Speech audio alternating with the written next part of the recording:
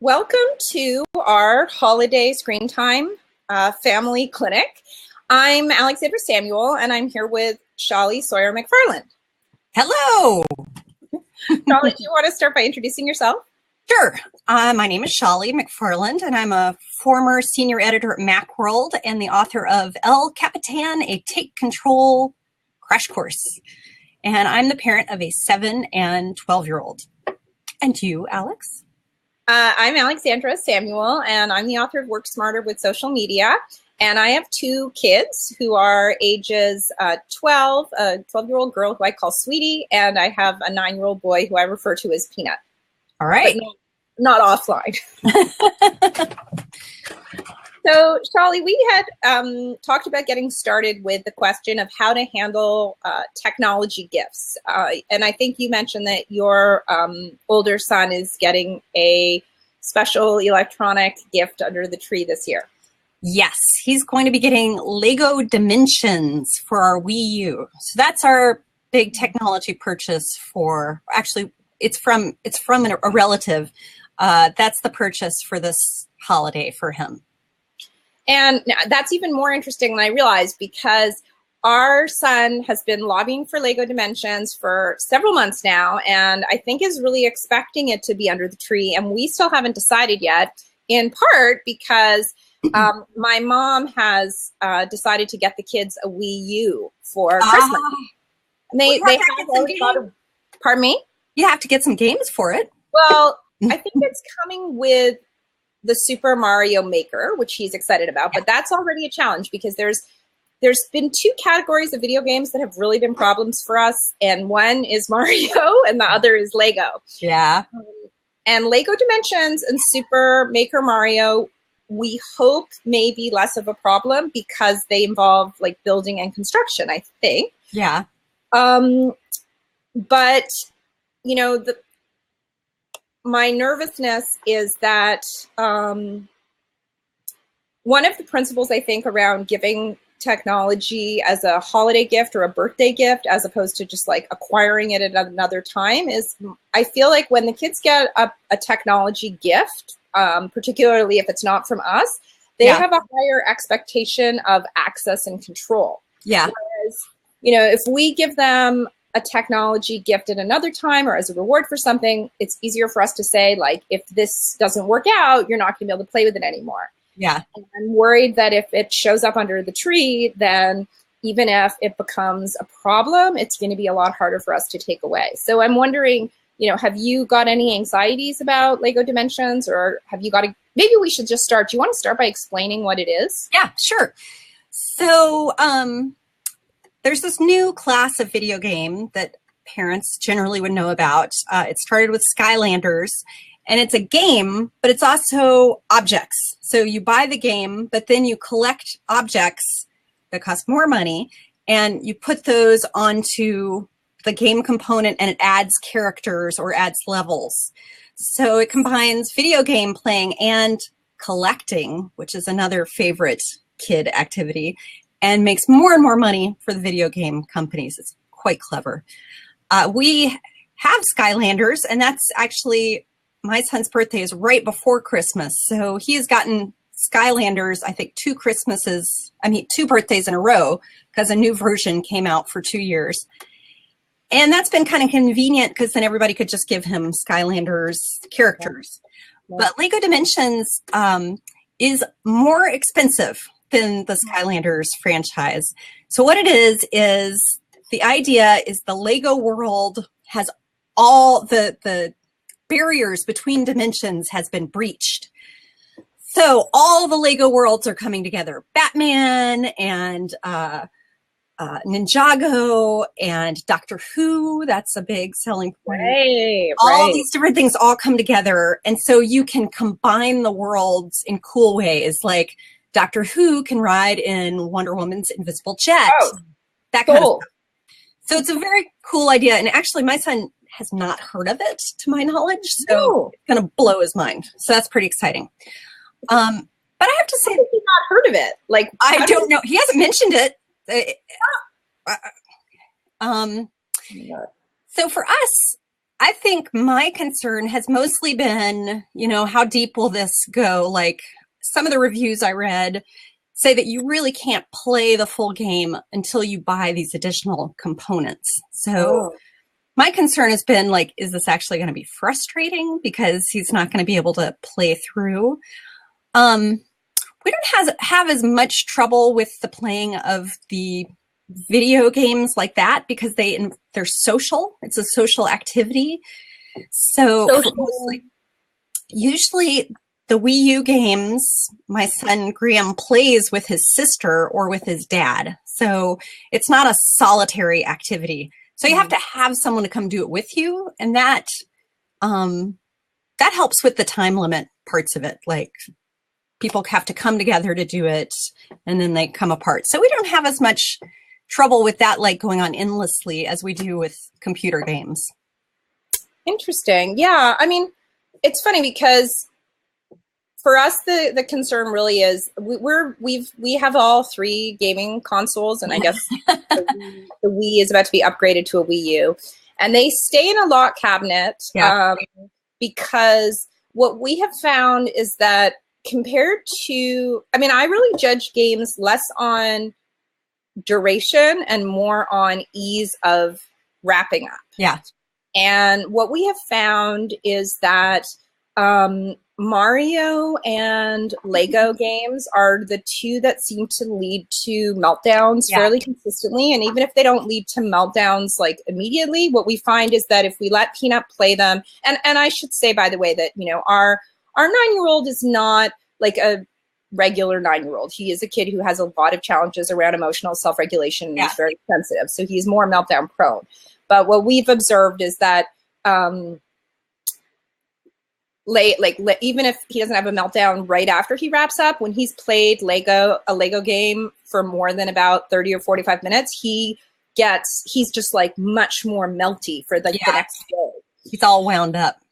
He is. And that happens if he plays the Lego games on his granny's iPad as well. So we've been quite leery. And what we sort of said around Lego Dimensions is that we've set up a little bit of a kind of ramping up of like, we've allowed him to play other Lego games over the past few weeks and sort of said, if you handle those okay, then we'll consider getting Lego Dimensions. But the proof is it's still not there. Yeah. On the other hand, what I really like, what I like about these games with the toy add-ons is it's kind of the biggest flaw is also the biggest opportunity.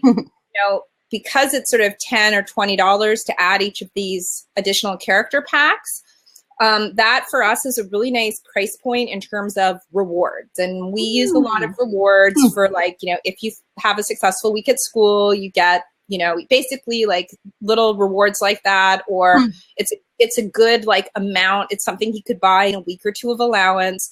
And so that I like because it kind of gives us a reward system as long as it doesn't lead to like a flip out. So do you have any rules that you're going to put in place when you introduce this new toy that you think will help that are necessary? It sounds like maybe that's not so necessary in your household. Well, maybe this is a good time to just talk about screen time limits in general. And we do have some ways we deal with that. As our kids get older, we do have less problem with meltdowns and flip outs, which we used to have a lot, but they're slowly, thankfully, dying down. But our basic rule is during the school week, no games can be played until 5 o'clock. And then only if all homework and practicing or whatever obligations, chores, if everything is done by then. And then they can play from 5. The reason for the 5 o'clock time is that's when I start working on dinner. So it works for me as well as for them, which I believe screen time should always work for the parent as well as for the kid. And then we basically it starts at 5, and that includes the TV. So they can choose between a technology device or the TV. And then it's basically done at dinner time. So that's our regular rules. Vacation rules are different, and vacation rules are pretty much whenever you wake up, you can't watch the TV, but you can start playing on the iPads or the computer. Mm-hmm. The reason for that is because I like to sleep in. And so I feel technology was made for helping me sleep in. So they are allowed to play as long as I'm asleep. They can go for it. But that's the thing. We don't really have a lot of good rules other than that. My primary technique for dealing with screen time over the holidays and the weekends is scheduling lots of activities. Yeah. That's actually what I do. That's the way I control screen time. So I just try to make sure they have stuff to do, and it works pretty well. Yeah. Just so they know what to do. Another thing that I do, which works really well in our house, is we go to the library. And if we go to the library and we get a big pile of books that are fresh, that they've just chosen, they will come home and they will read books for hours. Now, if the books are not fresh, if they were picked at a different day and they're sitting in a pile, they will probably not pick them up. But when they're fresh from the library, they're very appealing. That's a really great tip. And I definitely seen the same thing in our house. It's hard to say, like, no, there's no screen time, but we're just going to sit around the house. Yeah. And part of the challenge we have is that, often our little guy doesn't want to go out because he would rather stay home and play.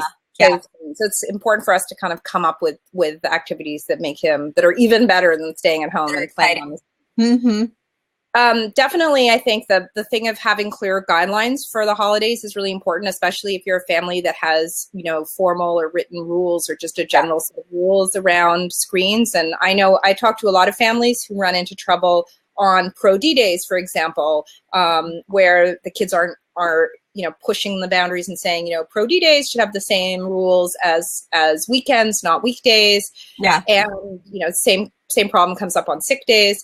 So I definitely think for our kids, we haven't done this yet, which we should have done before the holidays, but it's better late than never.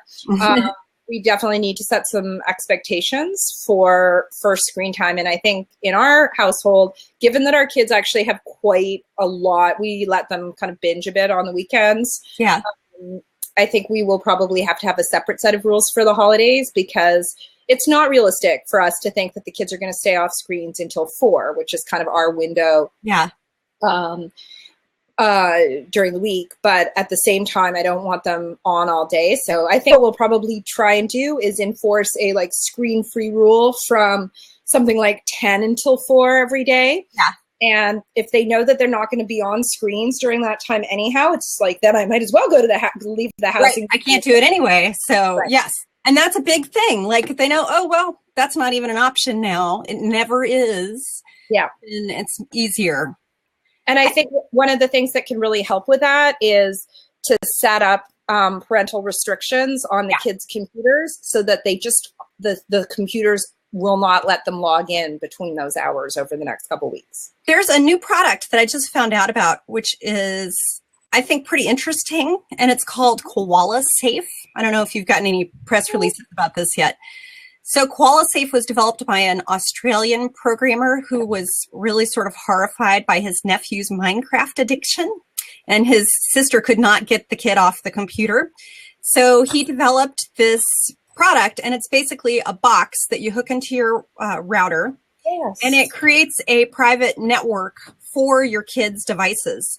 And then you have either an Android or an iOS app, or you can actually get it through, if you're on Windows, you can go through a web app. And from your parent controls, you can control all of the devices that are attached to this network. And you can set screen times so that, say, maybe 5 to 6:30 is one of the windows where they can play. Internet's on, and then it turns off. So you don't have to say anything like, oh, screen time's up. Just the internet vanishes, which I think is pretty cool. It's also got an internet stop button. So if you're trying to do a consequence or something, you can just hit the red button. And you can have devices per child or per device. So that, I think, is pretty cool sounding. I think the hitch for me is that a lot of the most addictive games are internet based, but a lot of them are played locally, like my daughter's iPad games. They're all local. So that wouldn't really do anything for her. So, but it's an interesting product, and I think worth taking a look at. It's koalasafe.com, and it's $99, so it's not a huge price. Yeah. Yeah, I mean, I think the challenge, as you say, with something like that is all the games that are local. Yeah. What I find appealing about that is right now we manage our kids' online gaming by using a tool called OpenDNS to filter web content, and we installed it primarily to block YouTube because there's just way too much. The kids are spending too much time watching video game walkthroughs. Yeah. But I also used it to block Lego.com. But the problem is it's kind of like whack-a-mole because our little guy is just like. Did you know, for example, that when Chrome fails to load and you see that dinosaur? Yeah. You know, did you know that's a game? No. Yeah, it's a game. That's like hilarious. And so like once you figure that out, then like, oh, the internet's offline. Now I'll just play the 404 game in Chrome. Like that's funny. So it is. I mean, so there's something to be said for just having the whole like a kill switch. The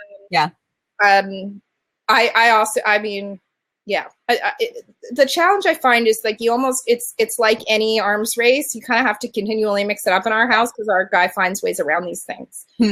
But I think that's an interesting idea to try and shut it off. I've also been looking at, I just discovered a sort of a new class of parental restriction tools that are basically things that you can like plug device, you plug all your power cords into and it just kills the power switch. And there's even one that's called the token timer. So you like plug the TV or you plug your kid's power supply into this like locked box so they can't plug it. And then you can give them tokens as like rewards for doing their homework. And then when they drop the token in the box, the power goes on. Wow, that's super cool. Isn't it? Neat. Yeah. I have a feeling it must, I mean, the only thing I can think of is it might be a little hard on your electronics to be like, you powered down. Bam. And the other thing I think too is that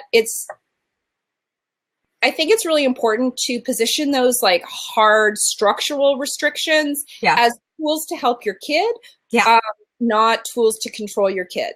So I know for our kid, it's very frustrating to just have those sudden blocks. And so he needs to know to expect them. And we describe the restrictions as this is to help you control, you know, we know it's hard for you to exercise self-control around screens. These tools will help you. And he actually does appreciate that because he recognizes he has trouble. Yeah. Yeah. I mean, our point of view is these are the rules. The rules are, sorry, the time is up. Like it's the rules' fault, not us trying to do something. One thing I want to tell you about Koalas Safe that I almost just forgot and that you in particular will love is that Koalas Safe gives you analytics about your household usage. So you can want to know. Like your Facebook time. It's like it'll do it app by app. And, what's that? Will it tell me about my Facebook time? If you are a user, then yes, it will. If you're one of the profiles, but it'll give you the cumulative, you know, the kids on the network, what they're doing and for how long. And then it also compares it to other users. So you see how typical is your household in the use of things. That's pretty cool. That's super interesting. I'm a little ambivalent about that. I mean, I would find it really interesting because I'm a data nerd. And of course, I've been doing a lot of research around family tech.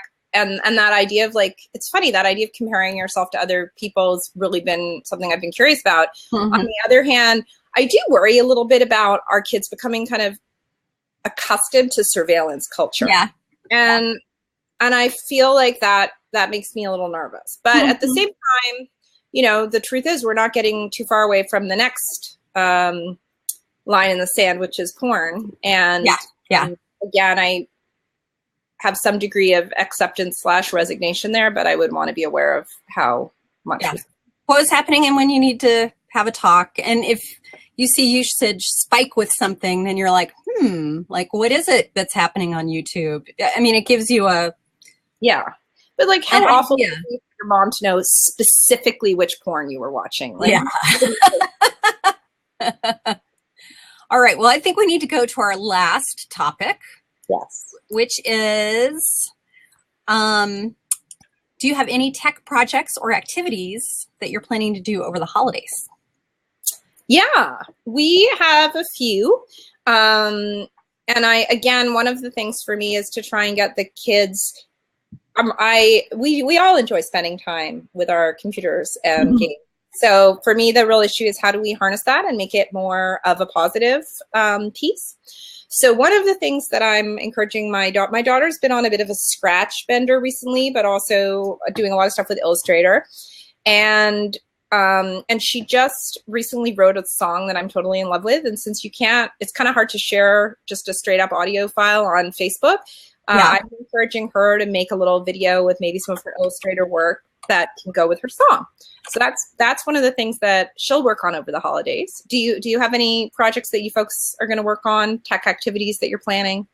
Not so much tech activities. We have been trying to be more and more in the real world, and one of the main things that's happening, the real world, offline, offline. The physical world. How about that? The physical world. And games are really big in the household right now. So that actually has been a great thing. And maybe you have this in the future for the 9-year-old is my 12-year-old is now really, really into Dungeons and Dragons and Magic the Gathering. Oh, yeah. And those have the same addictive quality as video games, and yet they involve social contact, which is awesome. So we have a lot of that set up. And in terms of technology, though, I think our big things is a tech purge behind that curtain where the cat is, are piles of Amazon boxes and dead technology. So we need to go to Free Geek. And then we do have some geocaching that we like to do. And there is a cache really near our house that a neighbor has given me a tip on. So I hope we'll get a chance to do that. That's fun. Yeah, I think board games are a big part for us, are a big part of our strategy for spending more time offline. And our son's really obsessed with this game called Munchkin. Oh, yeah. All its varieties. Yep. And another game, which is really fun for kids who like video games, that is something called Boss Monster, which some friends of ours put us onto. Yeah. It's like, do you know it? I've heard about it, and we have it, but I haven't played it yet, so I don't know what it's like. It's cute. It's like a card game based on video game principles. And so I think those will be part of our holiday as well. And yeah, it's interesting. Like our kids are really happy always to play physical board games. And actually, quite adorably, my son's favorite game is this board game I found on the internet, of which there are only like 400 copies or something, called Be a Broadway Star. Really? Interesting. Like a musical theater. To sing as part of it? Yeah. Oh. So right, that's write that one down. Yeah. But I think, realistically, what I'm hoping as well with him is he's done a lot of programming training and different kind of but he hasn't actually made anything. And so one of the things that we've been playing with, our whole family is kind of obsessed with our Amazon Echo. And a couple of months ago, Amazon created a developer kit that lets people make their own Amazon Echo apps. Ah, fun. And yeah, and so he knows some JavaScript, which is what it uses. So I think we're going to try and maybe do an Echo app over the holidays. We'll see if that actually works. That sounds cool. Do you have a plan for what it will do? Well, here's the thing. I started playing with the developer kit because we use the Echo as our video game timer, but it's a kind of a pain in the ass because we have to do like set a timer for 30 minutes, set a timer for 25 minutes, set a timer for 28 minutes so that we have a countdown. So I would like to make a proper countdown timer on Echo that just gives you warnings at like the 10, 5, and 2 and 1 minute. However, I recognize that's not going to be that engaging for our son. So what he wants to work on is an app that is a who farted app. So you say to you're like, Alexa, who farted? And it says, the tallest person in the room. Or it says the person sitting to the left of you farted. Or actually my favorite is he has one of his answers is I farted. The Echo will be like, I think he's on to the viral app thing. I know, right? So maybe that, and that's pretty easy to program. So that may be a good starter. Awesome. Yeah. Well, thanks for talking today. Thank you. This has been super fun. And I hope that folks will feel free to send us their questions after the fact if they have any thoughts or anything they want to share. All right. Talk to you guys. Enjoy your holidays. Thank you. You too. Bye-bye. Bye-bye.